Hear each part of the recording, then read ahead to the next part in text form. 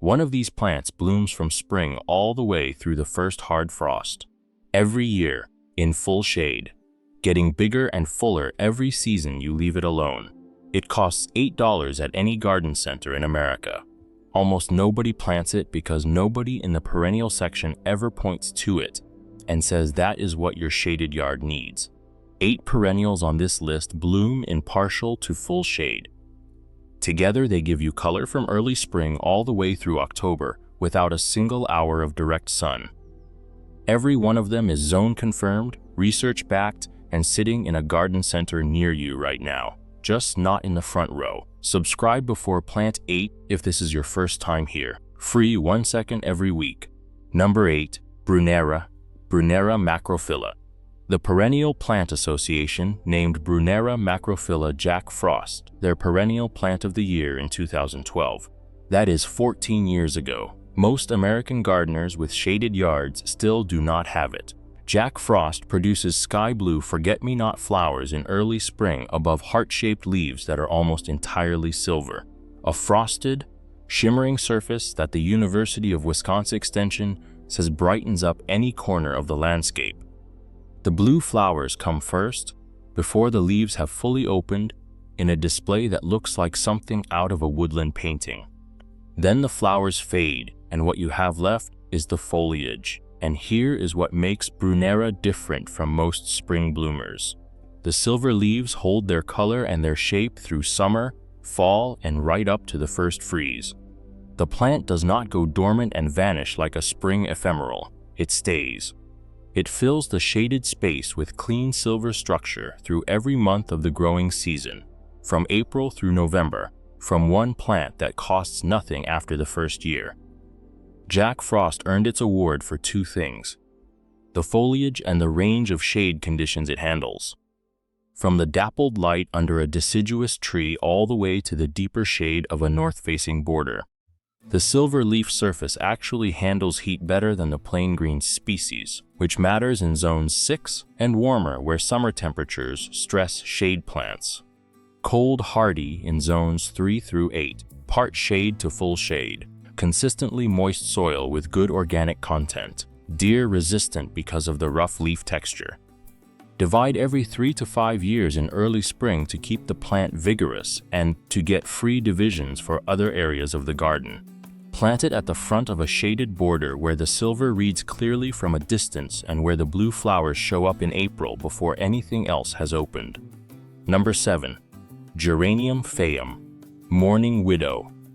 Most American gardeners know the hardy geranium family through Geranium roseanne, the long-blooming violet-blue plant that needs full sun.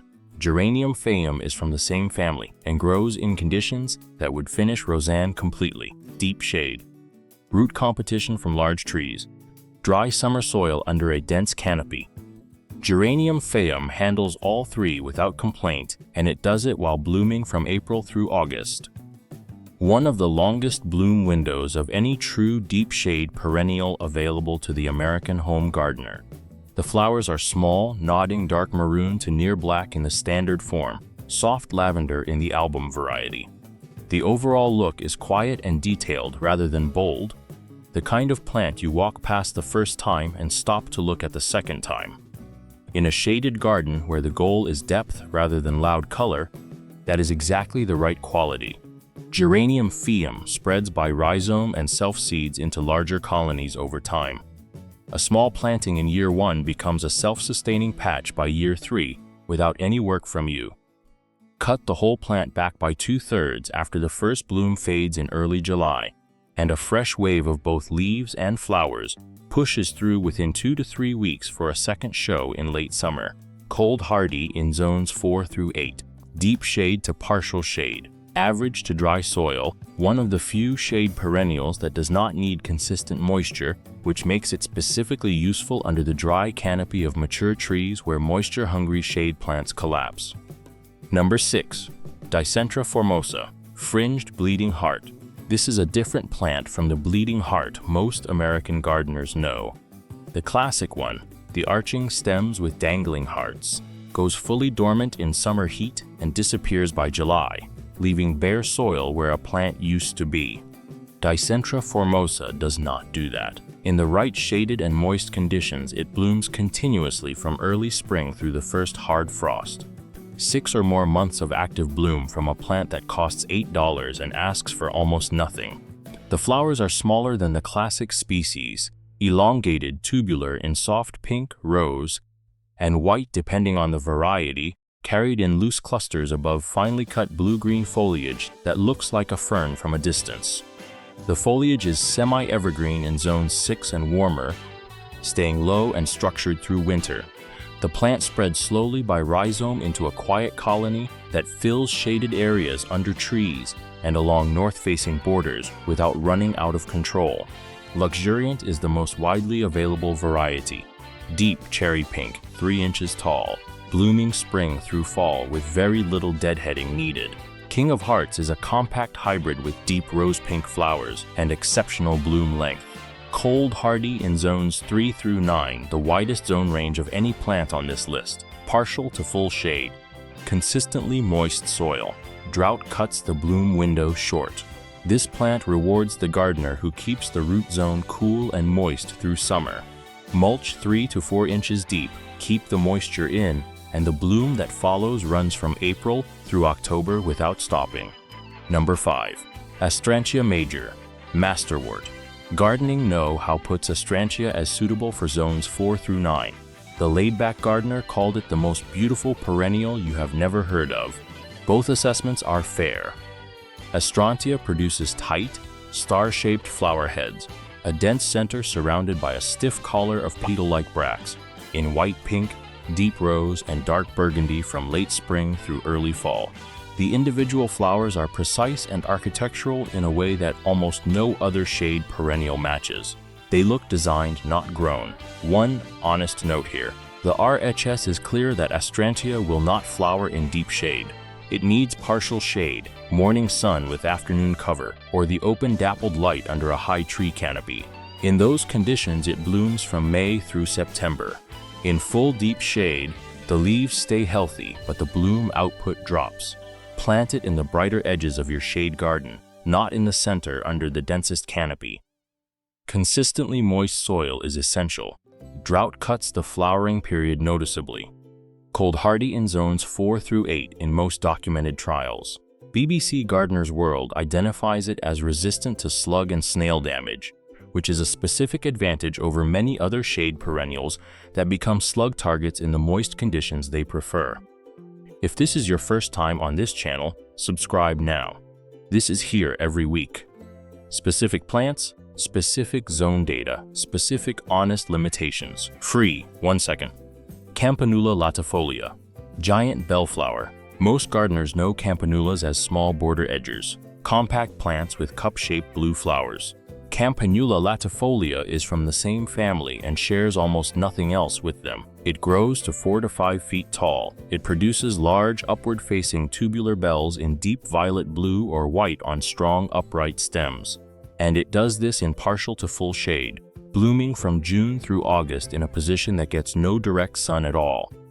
The scale matters in a shade garden.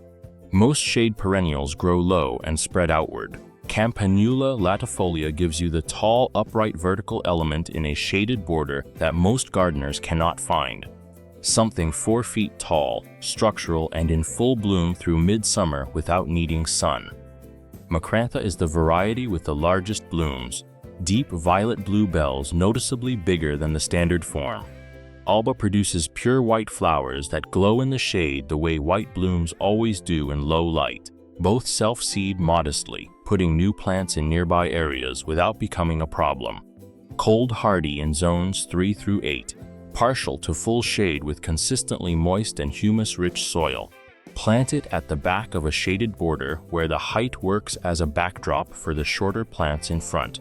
Cut the stems to the ground after bloom finishes and fresh foliage pushes through immediately, keeping the plant looking clean through fall. Number 3. Lobelia siphilitica, great blue lobelia. July and August are the hardest months in a shade garden. Most spring bloomers are done. Fall plants have not started.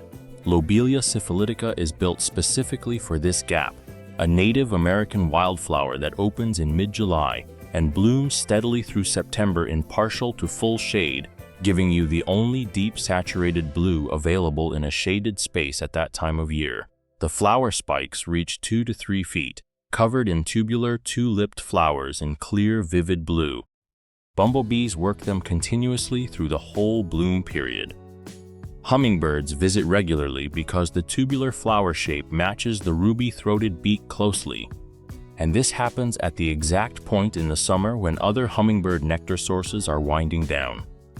Lobelia siphilitica self-seeds freely, putting new plants in surrounding moist soil every season. The colonies expand naturally over time. The parent plant lives 3 to 4 years before declining, but the self-seeded offspring keep the colony going in the right conditions without any replanting needed. Cold hardy in zones 4 through 8, partial shade to full shade, consistently moist to wet soil. This plant evolved in stream banks and wet woodland areas. It will not handle drought. Plant it in the moistest spots of your shade garden, the areas where excessive wetness has hurt other plants, and it will thrive in exactly that problem zone. Number 2. Actaea simplex. Bugbane. September and October in a shade garden are almost completely open. Almost no other shade perennial blooms in this window. Actaea simplex blooms here specifically, tall, elegant bottlebrush spikes of white flowers rising 4 to 6 feet above deeply cut dark foliage in full shade from August through October. A late-season bloom in full shade is rare enough that no gardener who sees it in fall ever forgets it. Brunette and Hillside Black Beauty are the two varieties with deep purple-black foliage. That dark foliage begins at spring emergence and carries through fall, giving the plant months of structural presence in the garden before the white flower spikes open in late summer. The contrast between near black leaves and white flowers is one of the most striking effects available in any shade garden at any time of year. The flowers carry a sweet, slightly spicy scent on warm September evenings. In a shade garden where fragrance is rare, this is a quality worth having. Cold hardy in zones 3 through 8, full shade. Moist to consistently moist soil with good organic content. Keep the root zone mulched through summer to support the late season bloom. Divide every 4 to 5 years in early spring when vigor starts to drop. Each division blooms again the following season. Number 1. Kirengeshoma palmata, yellow waxbells. The plant nobody knows. Not one gardener in 100 has found Kirengeshoma palmata in a nursery or seen it in a neighbor's yard. It is not in the front row at any garden center. It is not in any top 10 shade list from the past decade, and it blooms in August and September in full shade with pale butter yellow waxy bells hanging from arching dark stems above bold maple-like leaves that reach 4 feet tall and equally wide at full size. August and September in full shade with yellow bloom. That window has almost nothing else in it. Lobelia gives you blue. Actaea gives you white. Kirengeshoma gives you yellow, a warm, soft yellow that glows in the shade the way almost no other color in the late summer garden does. The plant is native to the mountains of Japan and Korea. The Missouri Botanical Garden lists it as a choice shade garden specimen and notes its exceptional architectural quality. The combination of bold palmate leaves, dark arching stems, and late-season yellow flowers making it one of the most distinctive plants available for the American shade garden. It establishes slowly. Year 1 is modest. Year 2 is noticeably larger. Year 3 is full expression. The patience is paid back in a plant that stays in place, gets better every season, and makes every gardener who sees it in bloom ask what it is. Cold hardy in zones 5 through 8. Full shade is essential. Direct sun damages the foliage and stops the bloom. Consistently moist, humus-rich, slightly acidic soil. Protect from wind because the large leaves tear in exposed spots. Plant it in the deepest shade area that has beaten every other plant you have tried. Give it 3 seasons. By the 3rd August, you will understand why it goes at number 1. Here is the bloom calendar these 8 plants build together. April, Brunnera's blue flowers and Geranium phaeum opening across the shaded border. May and June, Dicentra formosa in full continuous bloom, Astrantia in its first flush, Campanula pushing upward. July and August, Lobelia siphilitica's deep blue, Kirengeshoma's yellow bells emerging, Actaea building toward its fall display. September and October, Actaea simplex at peak white spike performance.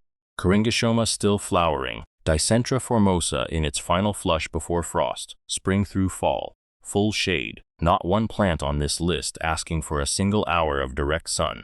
Subscribe to this channel now if your shaded yard has been waiting for this information. Every week there is more of it.